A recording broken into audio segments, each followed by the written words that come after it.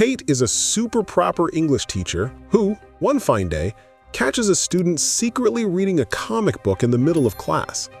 In a very questionable teaching move, she makes the boy read the comic out loud to the whole class. The problem? Kate gets so hooked on the story that she forgets to actually teach until the principal shows up, catches the chaos, and, not so gently, basically tells Kate to pack her boxes and get out of the school. Across town, we meet Megan, a cosmetic saleswoman who can't manage to sell a single lipstick to anyone, which is almost like a reverse superpower. Worse, storming out of the company, she finds out she parked in the wrong spot and her car got towed. When Kate gets home devastated, we find out she and Megan are best friends and share an apartment. They plop down on the couch, complain about life, and compete to see who had the most pathetic day. One lost her job, the other lost her car.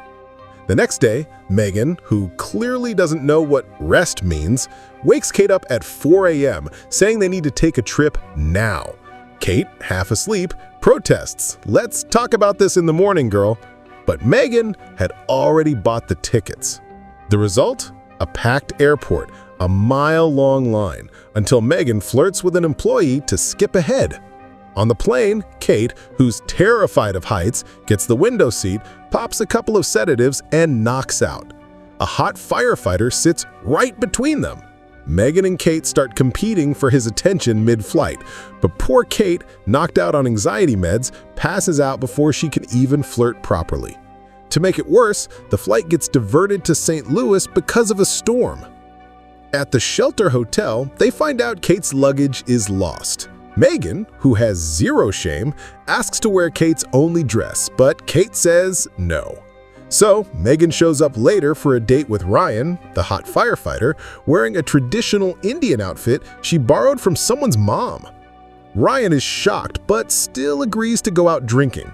At the impromptu club, there's a dance-off, a hot air balloon eye patch flying around, and Megan's outfit falling off right in the middle of the dance floor.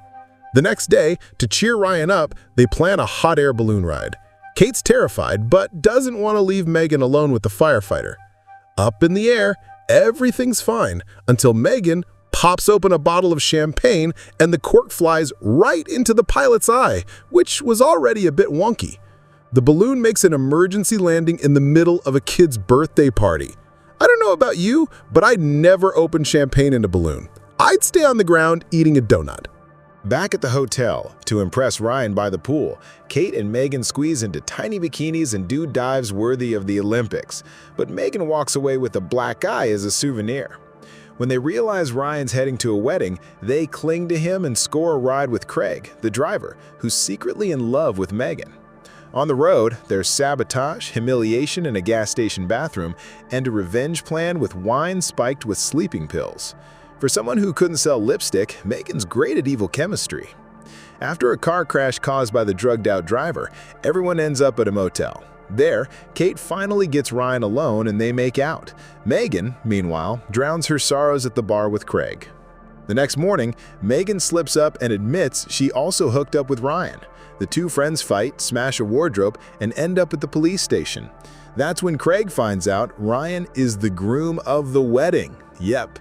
The friends rush to try and stop the wedding in Fort Lauderdale, but they're too late. Ryan still tries to run when he sees them, but gets caught red-handed.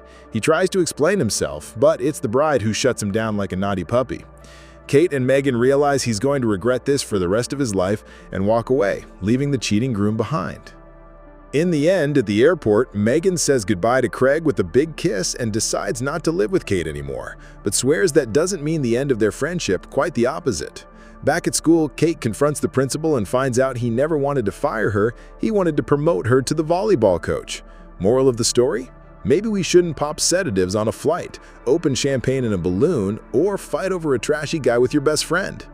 In this movie, actress Alexandra Daddario said in an interview that she had so much fun during the improv scenes that a bunch of jokes actually made it into the final cut. And by the way, Alexandra Daddario is my crush. She's insanely beautiful, my God. And with that, we wrap up this amazing video. Hope you loved it. See you next time. Take care.